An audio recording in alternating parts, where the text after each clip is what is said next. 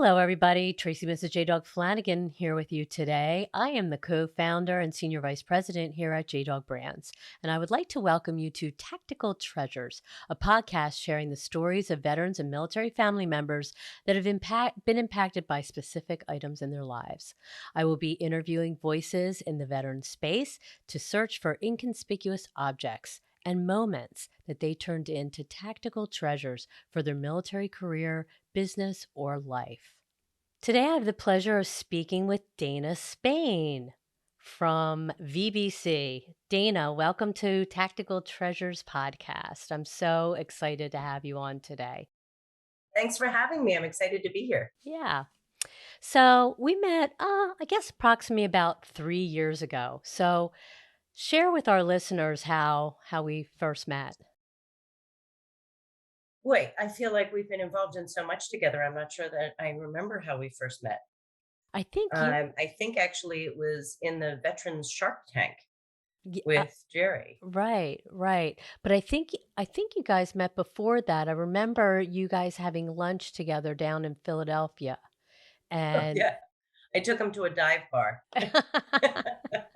the pub on East Passyunk. yeah. Yeah, Yeah, and I know that you were kind of talking about something that you were getting involved with, and we were trying to figure out if there was some synergistic energy going on between the two of us and how we could work together.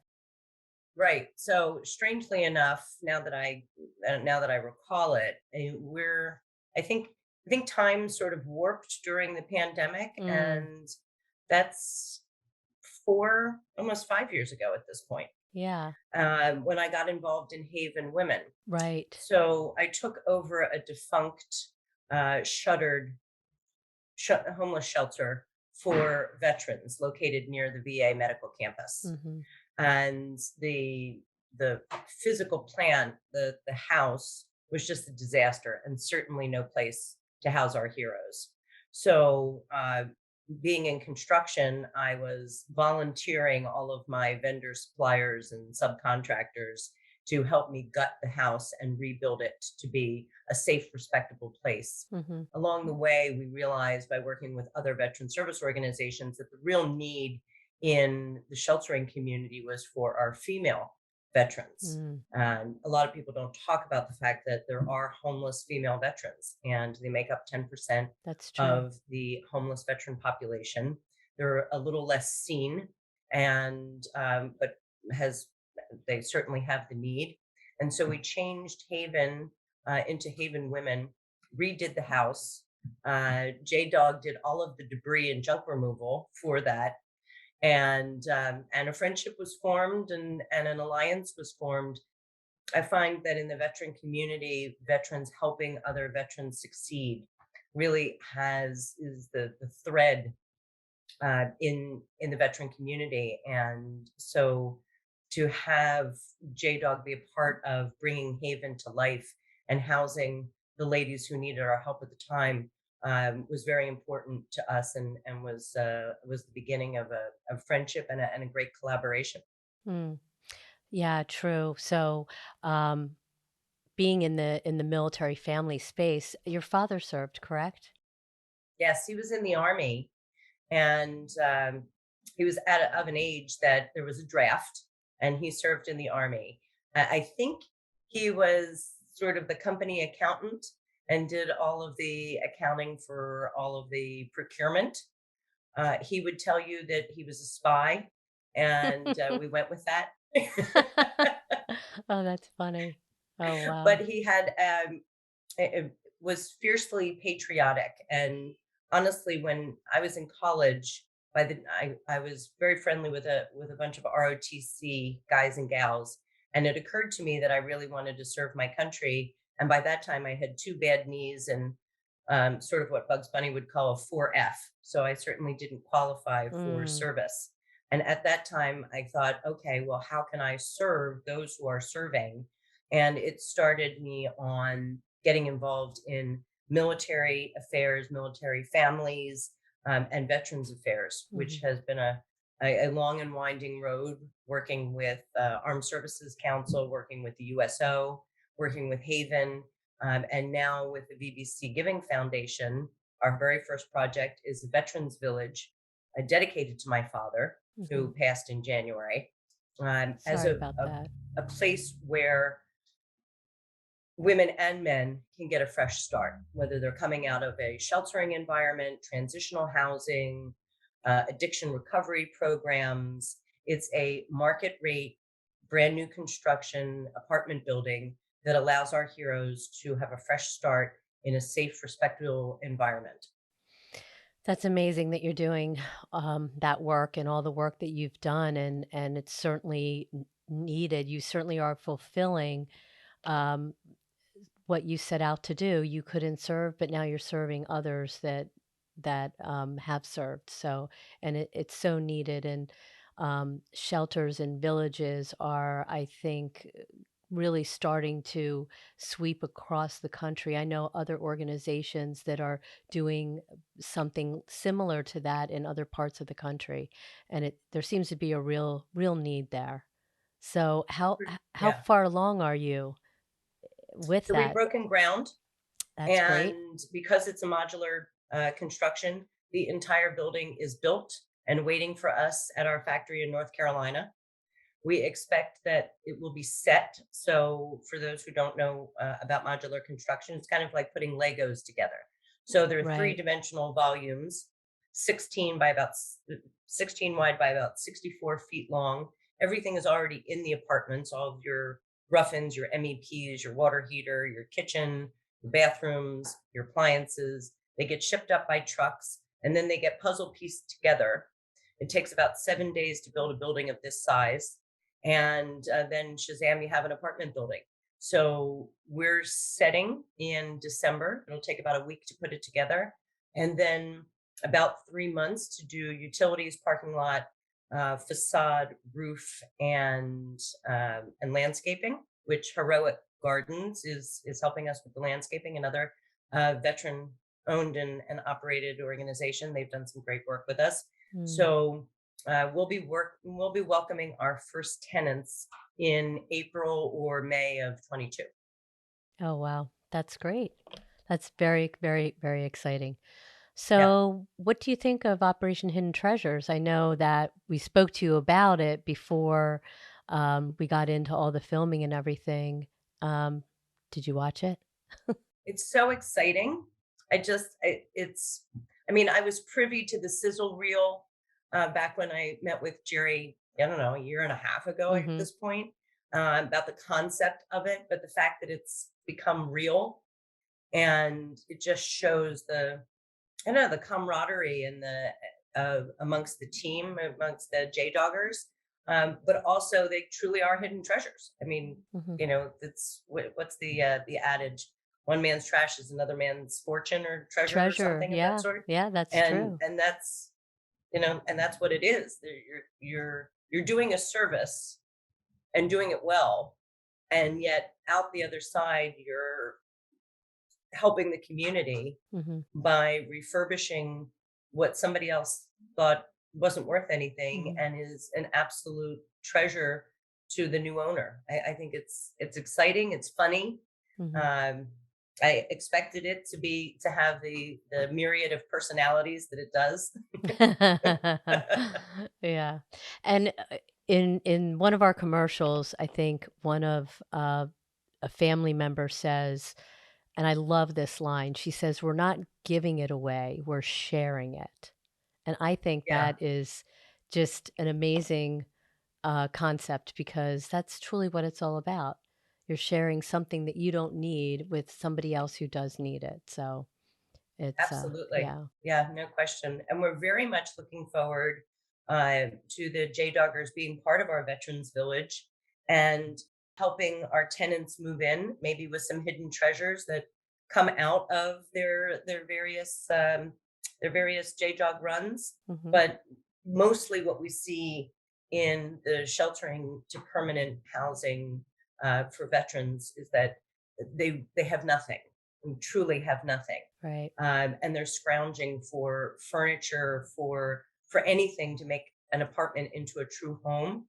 So I think that there's going to be an awful lot of synergy there, of Oh, having definitely. your JDoggers help our tenants make their apartments into a true home. Yeah, we'll make sure we get the word out and make sure we connect you with them if you're not already connected. But yeah, they come across a lot of stuff that could really help out your village For there. sure. So on to your item, or maybe it's not an item, could be physical or not, but I would love to hear what your treasure is. My treasure was a piece of advice that my father gave me a long time ago that when we were in business together.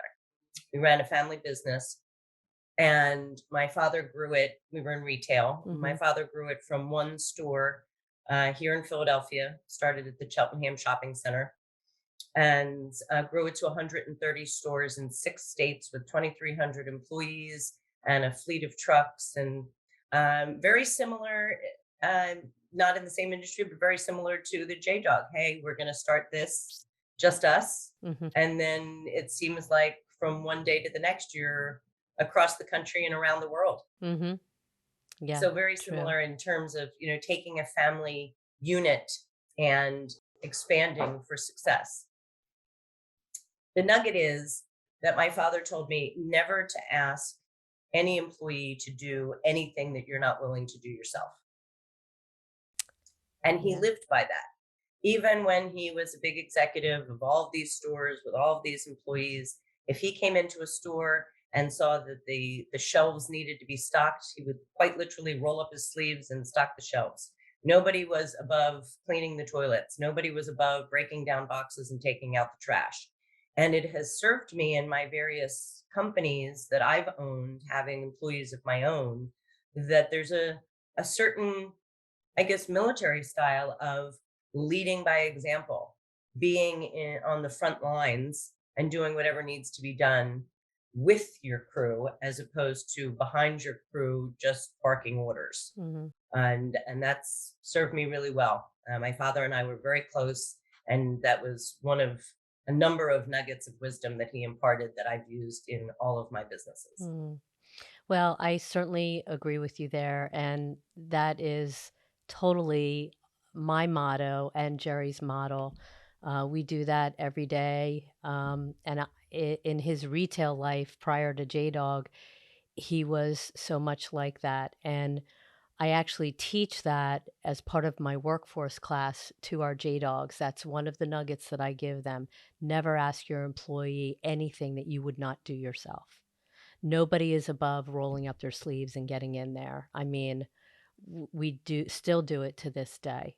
Hmm. And I think it's an important example to set for your employees. It shows them that you're not just you're I mean, obviously your role is you're their boss, but there's a certain respect, I think, that you're willing to get in there with them and be right in the trenches if that's what you have to do. I think it fosters a lot of respect, across your Absolutely. your And employee. there's a certain amount of bonding that goes along with it, Mhm. that we're all in the trench together Sure. and we're all going to get through it together, whatever it is. Yeah, true. Very true. So, so were your parents in the film industry?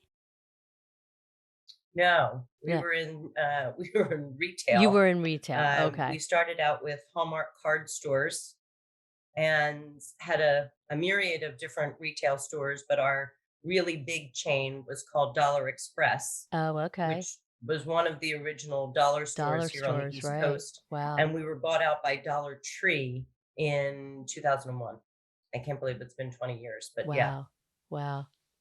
Hmm. Well, I think it's really incredible that your dad had such made such an impression on you and left you with an incredible legacy of nuggets for being a smart business person and woman that you are, and I think that kind of stuff stays with you all the time. I At the end of my dad's career, after I'd had my child, I worked with him, and I always tell people it was the best job I never had because I loved it. We worked hand in hand together. He was a financial planner.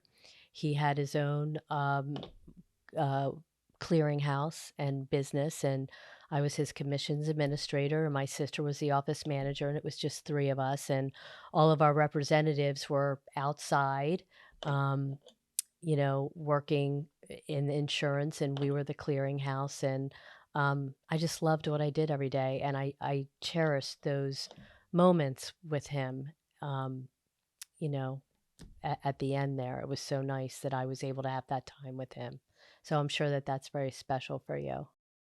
Yeah, I grew up working in the business, and my father gave me enough leeway to go and explore my own path. And Mhm. then, about a year and a half after college, he said, "Okay, did you have a good time doing that? Because I need you back in the family business to grow it." And so I came back for 9 years before we sold the business. But fun fact, my dad and I were born 35 years apart to the hour.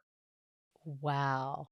Yeah. So we truly shared the same brain, and for better or for worse, the same personality and same temperament. Oh, yeah. I can see how you can say that that is a good or a bad thing. Uh-huh. But that It depends on which side of the temperament you got. yeah. But yeah, we were very close. We had a very strong bond, and his legacy is going to continue through the Veterans Village and beyond with the Giving Foundation. Oh, that's great. That's a wonderful tribute to him, and I'm sure he's looking down and so proud of all the work that you're doing. I certainly think I'm proud of you, and I think it's amazing what you're doing, and, um as I said, we were so glad to come to that fundraiser and be able to support what you're doing in the military community. It's really awesome. So if You and Jerry have been so supportive, so helpful. We really appreciate all of it. We're very excited that we're going to have a part, even a small part of hidden treasures with our 30-second spot. We're very excited about that. awesome, awesome, yes. And I have a visitor. I My other philanthropy is that I founded Philadelphia's largest animal rescue. oh, wow. And these are two of my babies, and they Oh. just need to be on the desk at all times. And because he's 23 pounds, he kind of does what he wants. Oh, I get it, I get it, that's great. So if people wanna follow, what you're doing and keep abreast of what's going on in the life of Dana Spain, where can Oh they boy. where can they find you? Well, the Giving Foundation can be found at VBC Victor Bravo Charlie givingfoundation.org. We have a robust website, and we're on all major social. And most of my happenings are on LinkedIn. I sort of gave up the Facebook game. Made me a little crazy. Ah, well, Was it like a suck of my time? So yes, a I lot of get what we you. do in projects are on LinkedIn, and we have a lot of time lapse, which we'll start doing for the Veterans Village. So you'll truly be able to see a building come together from nothing to something in no time. Oh, wow. Well, we'll look forward to that. Dana, thank you so much for taking time out of your busy schedule to speak with us today on the It's my podcast. pleasure and honor. Thank you so much for having me. Okay, well, we'll see you soon. See you soon. For all the viewers watching, please don't forget to check out Operation Hidden Treasures on Discovery Channel at 8 a.m. Eastern on Sundays to see more stories of veterans turning junk to jewels. The new series follows enterprising U.S. military veterans and their families whose mission is to salvage and repurpose otherwise unused items and turn them into hidden treasures for people in need. Every episode will also include a JDog auction of an intriguing item discovered during a cleanout and made available to bid on by the public via the JDog website. Profits from every auction are donated to the JDog Foundation, which helps fund PTSD resources and supports veteran organizations combating veteran suicide. There are items currently listed for auction, so go and take a look on either jdog.com or operationhiddentreasures.com to see if one of the items can become your new treasure. Don't forget to follow Operation Hidden Treasures on social media to keep up with the entire JDog team throughout the first season on Discovery Channel and the American Heroes channel.